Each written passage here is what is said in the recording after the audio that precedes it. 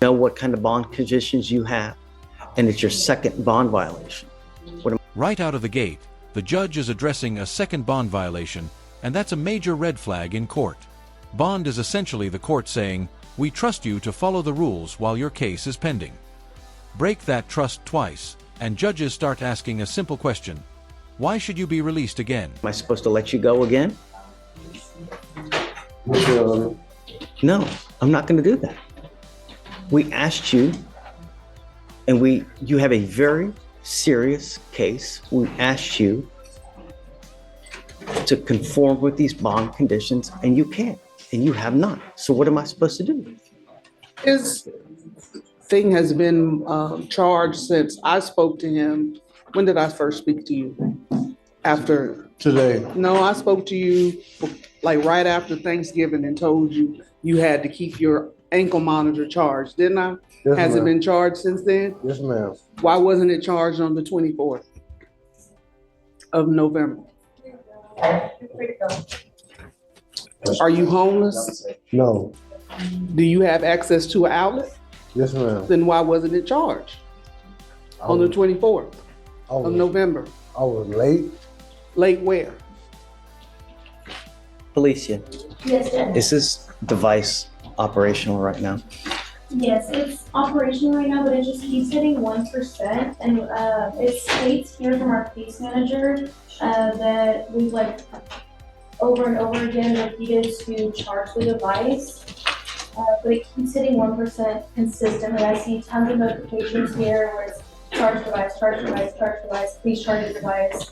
Come to the office if you're having issues, charge the device. They're quite expensive.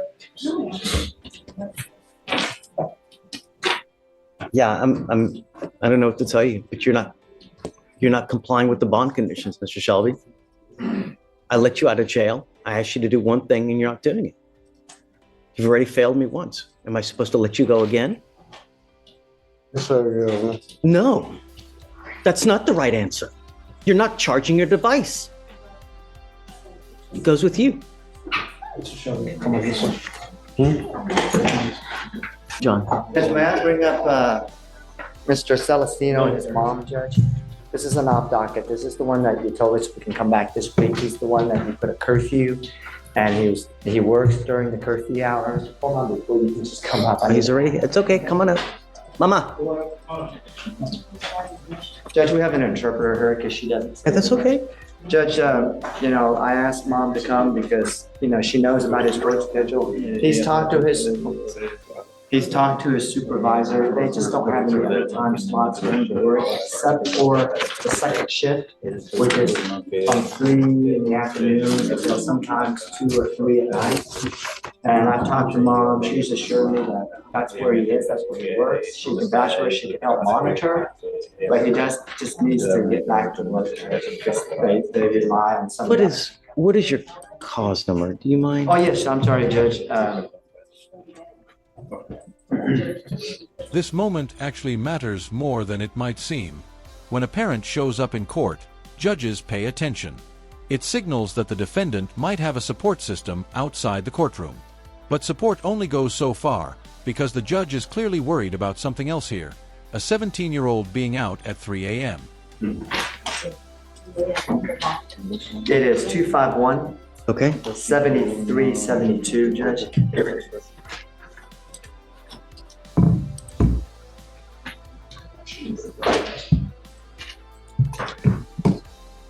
Thank you so much for coming. Mom, thank you for coming. The problem I have is that he's charged with a very serious offense. He's young. And while he's on bond for this case, he's continued to mess up. It's not the first time I've brought him back here for violating conditions of his bond. He has had bond violations in that he's continuing to mess up. And it scares me to let a 17-year-old out at 3 in the morning because I don't know what's going on at 3 in the morning and it's hard for me to monitor. So how do I know he's not going to be out there consuming alcohol at 3 in the morning? That's what scares me. Let me finish talking to your mom. So a lot of people tell me that they're doing one thing, and then when they leave and they go out the doors, they do something completely different. And so that's why it scares me. What he's charged with, he's continued to have violations while he's on bond, and now he wants me to let him out at 3 a.m. I understand he's saying he's working, but Mire, él tiene que pagar biles He has bills to pay. y yo voy a estar monitoreándolo. Él sale a las 3 I'll be monitoring him. de la tarde y sale a las 2 de la mañana. He leaves at 3 p.m. and finishes at 2 a.m. Yo entro a mi trabajo a las 3 de la mañana y salgo a las 2 de la tarde. Yo lo I llevo al go to my work trabajo at 3 a.m. and finish at 2, so I take him to work. y yo hablo con su compañero del trabajo y él me trae a esa hora. And I speak with a coworker of his that then brings him back home. Y él no se va a ir para ningún lado porque yo hablo con el muchacho que lo lleva a la casa y me dice que él ya está ahí en la casa. Entonces se va a dar un problema más que He ir. won't go anywhere else. I speak with his coworker, and he lets me know whenever he's brought him home, and he won't go anywhere else.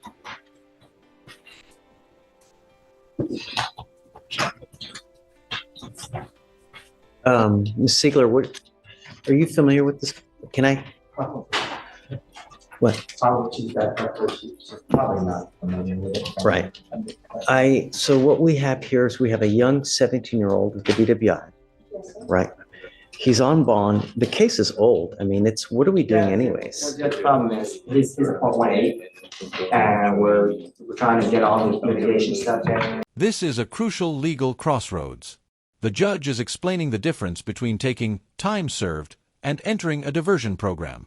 Time served might get someone out faster, but it comes with a permanent conviction. A diversion program, if completed successfully, could mean the case disappears entirely. For a 17-year-old, that choice can affect the rest of their life. I think, He's a .18 and he's a 17-year-old? So we gotta get that mitigation in. You won't accept the time served, so valid mitigation or probation, so I'm trying to get that in as fast as I can. Nathan has already told me that there's already a quitting clock, so I'm trying to get that ASAP. I turn them around as fast as I can. I don't want to be blamed for not taking a time served. If he wants to take a time served, then he can take a time served. But you need to understand is that when you plead guilty, it stays with you for the rest of your life. I will explain that. I never think it's a good idea at 17-year-old to potentially shut a door when you have the ability, if you're granted entry into this program, to try to get this dismissed. A lot of people take a half-assed approach to things in life. When you take a half-assed approach, you get that same kind of result. So you say it's a program? When you plead guilty to an offense, you can never undo that. You're stuck with it for the rest of your life. And when you get a conviction on your record, it's going to hurt you. So I'm basing that on what a pretty much state standard rec on a first-time DWI check. And, there's only 3 options. There's time served, there's probation,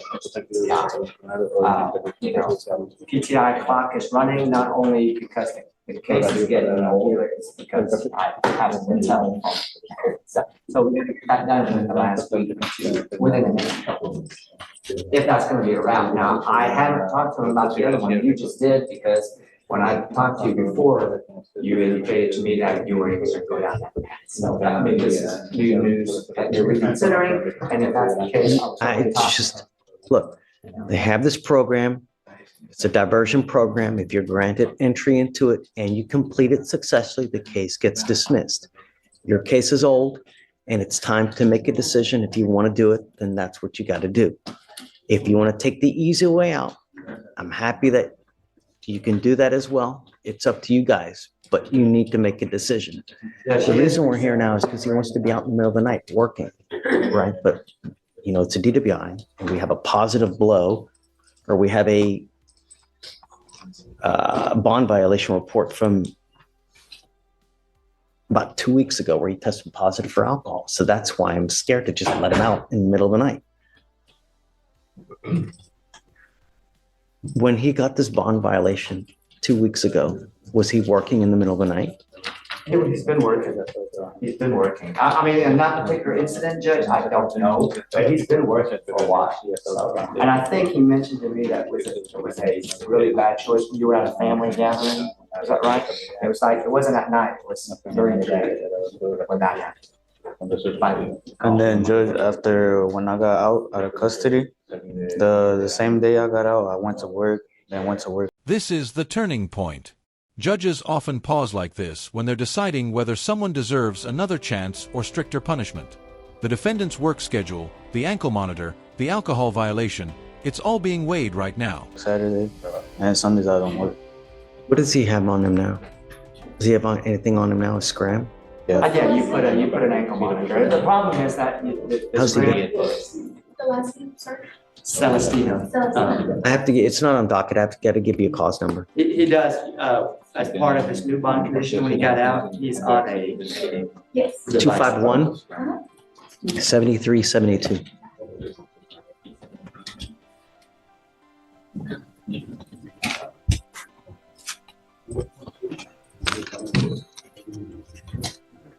Yes, I have a GPS device with a curfew and then a scram device as of the. Has he been good on the scram?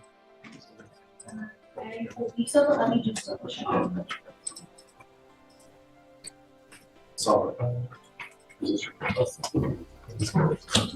Okay, here's what I'm gonna do.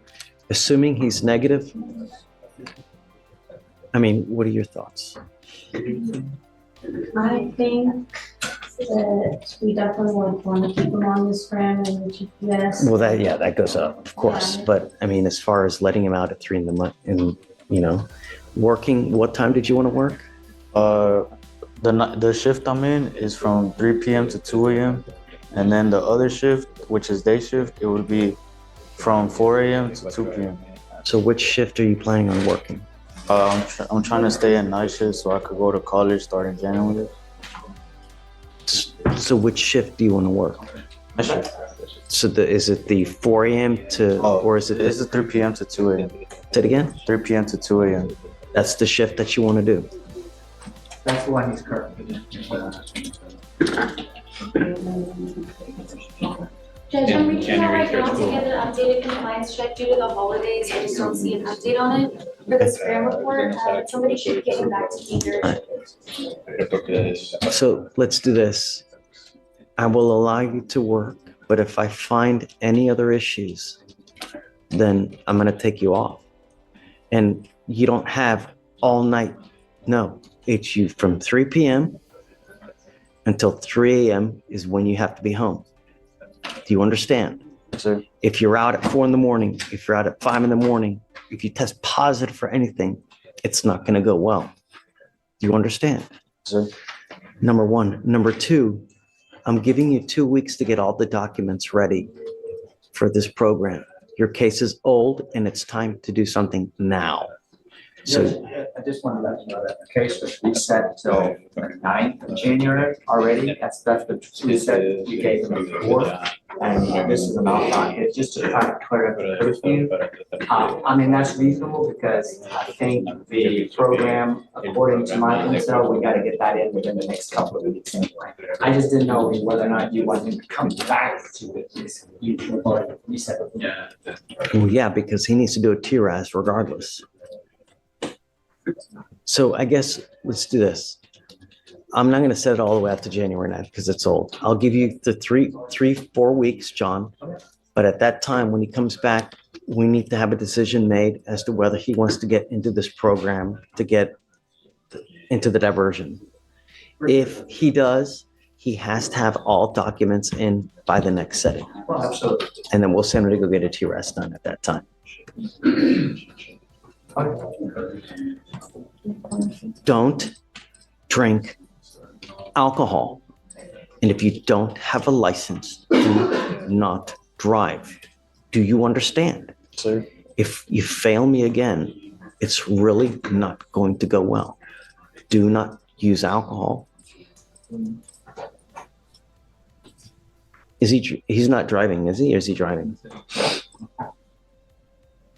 Do you have a Texas driver license? Yeah, I did. And then at the time of the DWI, I had insurance too. ¿Tiene aseguranza ahora? Ya. Ok. No puede manejar sin licencia, sin aseguranza. All right. Ok. Si él tiene un positivo de nuevo, lo voy a encerrar. No me importa la excusa. Ok. A las 3 de la mañana en la casa. Okay? All right. Judge, we'll bring him back on the 31st. Okay. Done. But everything. All right. Okay, Mr. Celestino. Make me proud, man. This is it. That's just, Thank you. Thank you. that's his time. What did we learn? Not drive. Don't drive whatsoever. You violate any more conditions, I'm going to go absolutely bonkers on your bail and your bond. Do you understand? The next time, triple, if not quadruple, if you violate conditions again, I will not allow you to continue to endanger my public. Do you understand, Mr. Gonzalez? Sir. No consuming alcohol or dope, and no more driving. You pick up a third case, holy moly. So where are we as far as, you said community service and what else? How much is restitution? $1,000. Have you spoken to see how long it will take to get the $1,000? I have spoken with him, Your Honor. He has a job at a tire shop that he works on the weekends when he's not in school. Someone's got money because they just posted a $20,004 bond for you. So I don't want any more issues. Do you understand? I'm sending you for a drug and alcohol test today. And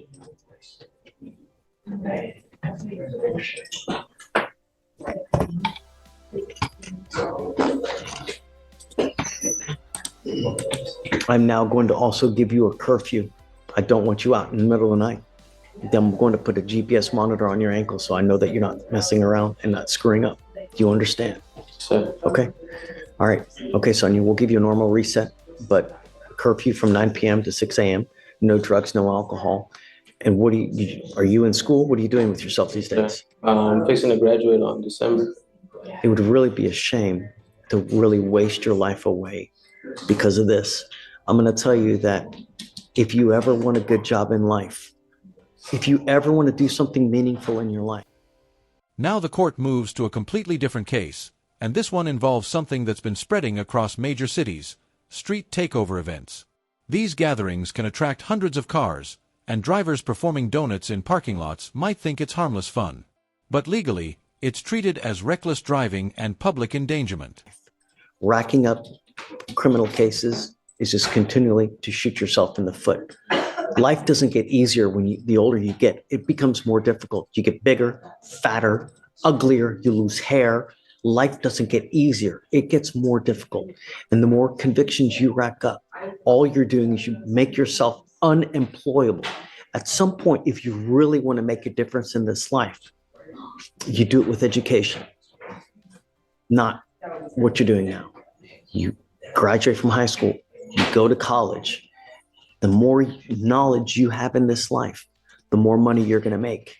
And the more money you make, the happier most times life is. Do you understand? That's what life's about, making a lot of money and doing great things, not racking up convictions and being back in jail over and over. But if you test positive or you pick up a new case, I'm going to go nuts. Do you understand? Okay, man. All right, son. Thanks.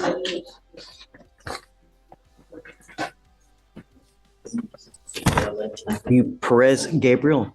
Sir. Sir, you're charged with reckless driving. You're facing up to 30 days in jail and or a $500 fine. We are going to do probable cause. You have the right to remain silent. Anything you say can or will be used against you. You have the right to have an attorney present. If you cannot afford one, one will be appointed to you, sir. Yes, sir. On November 21st, 2024, officers were informed of a street takeover set to take place at a restaurant depot parking lot located in Harris County, Texas. The officers conducted surveillance of the location in an undercover capacity and observed the defendant's motor vehicle enter the pit and conduct 15 to 20 donuts. The vehicle got within 10 to 20 feet of several parked occupied vehicles, and there were approximately 100 vehicles in the parking lots. The officer conducted a traffic stop on the defendant's vehicle after this incident, and upon contact, the defendant admitted to performing donuts in the parking lot. Got it. Mr. Perez, I'm going to find that there's probable cause to go forward with the case. Do you have a valid Texas driver license, sir? Sir, To participate in this kind of behavior again. And if I find that you do, the first thing I'm going to do is I will put you in jail. The next thing I will take your ability to drive away from you. Living in a city as big as Houston without the ability to drive blows. Trust me. Don't do it. There are other. And this is a powerful condition of bond. Because the defendant doesn't have insurance, the judge is immediately banning him from driving altogether. If he ignores this order, it could lead to contempt of court charges, jail time, and a much higher bond. Places in Houston that you can partake in this type of action, not in the public. District attorneys have full power to seize and take cars from individuals who participate in this kind of behavior. And our legislature has made it very easy for them to seize and take cars from people who do this. And I've seen them do it. You like your car, they'll take it from you. So be careful how you behave. Do you understand? sir. Tell me, what do you do for a living? Work at a mechanic shop right now. What kind of money do you make? 600 a week. What kind of car was he driving, Alex? The one who was driving.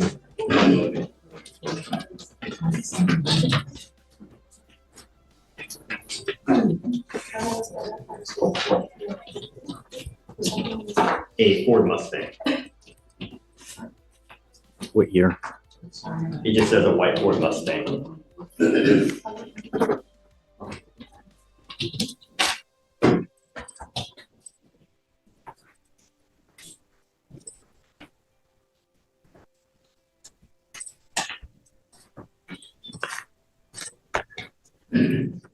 Can you run his license, please? Yes, Judge. Do you have liability insurance in your name? Sir, Then you are not allowed to drive. sir. Do you understand? Until I know that you have car insurance, I'm making it a condition of your bond that you're not to drive. If I find that you drive, I can have a contempt hearing. You can be facing an additional 6 months in jail and a $500 fine every time you drive. I put someone in jail, not this past weekend, and made their bond extremely high because they violated this very same thing. Do you understand? Did you want to apply for an appointed lawyer, Mr. Perez? Did you want to apply for a court-appointed lawyer? Sir. Yes, sir. Okay, we are going to reset your case to give you time to hire a lawyer. I will have you come up here, swear to us that you're not going to drive. If you drove here, you may not drive home. Do you understand? Sir.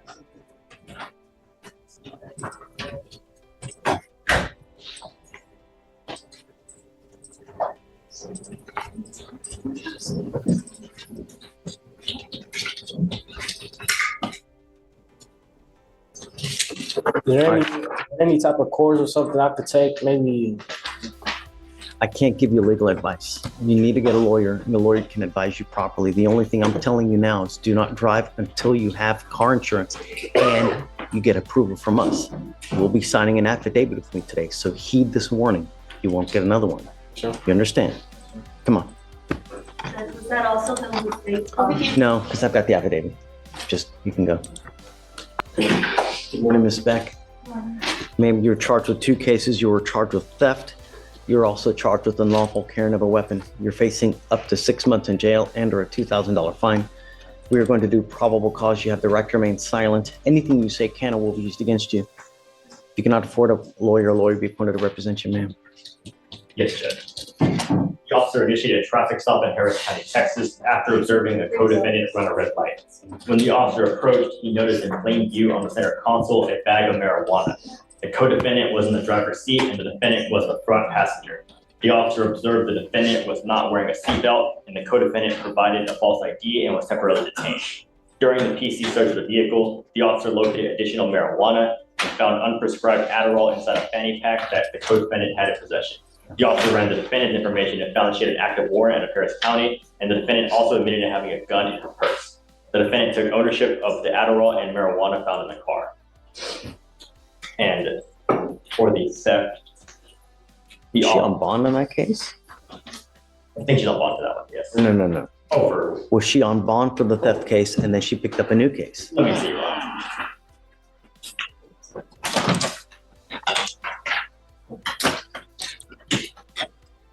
No, it looks like it was Doesn't a look like she 2B. was, Your Honor. It was Yeah. a 2B, Your Honor. Was there a co-defendant on that, on this first, on the UCW? Yes, Judge, he has a valid ID in his court. Okay, what is the is that on today? No. Or no, I'm sorry, it's on today. It's on page 23, Judge. Yes. Okay, so no contact with the co-defendant, and then we need to do PC on the theft because we haven't done that. All right. So for the theft on March 11th, 2024, the officer was dispatched to a theft at a Walmart in Harris County, Texas. The officer made contact with the complainant, the loss prevention officer, who stated the defendant entered the business and was accompanied by another black female. The defendant was observed placing merchandise inside a large bag and using other merchandise to cover the bag from the surveillance camera view as the defendant continued to conceal merchandise inside the bag. When the defendant was at the cashier checkout, the defendant was observed scanning some items at the checkout, but did not scan all of the merchandise. The defendant then walked past all points of sale without attempt to purchase further merchandise. The defendant was stopped, where the defendant was asked to return the merchandise, and the total was $121.31. Got it. All right, Ms. Beck, I'm gonna find that there's probable cause to go forward on both of your cases. I'm ordering you now as a condition of your bond not to go to any Walmart. Do you understand? Yes. I'm also ordering you not to be in possession of any weapons. If I find that you violate either of these conditions, I will revoke your bond, put you in jail. No more PR bonds. Do you understand, ma'am? Yes. What do you do for a living? I work in a school. I work in a school.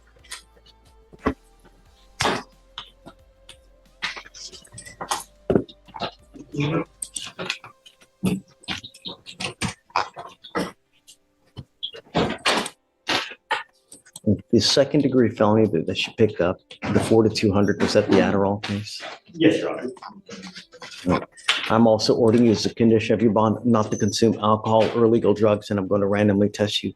If I find that you're using likewise, I will put you in jail. No more PR bonds. Do you understand? Yes.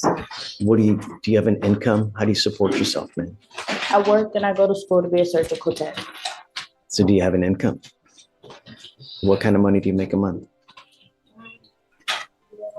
3,500. Okay, we're going to reset your case to give you time to hire a lawyer. I'm going to first have you get a Victoria sign a reset. After that, you'll get with police your free bond conditions, and after that, you're free to go. You already have 3 open cases. You pick up another one, it's really not going to go well, man. Just don't go to Walmart. Don't use. Don't have any weapons. Did you guys want to add? Your Honor, I was just wondering, are these state's conditions? No, I'm going to have her monitored because she has the open, Yes. ECS, so I'm ordering her not to use.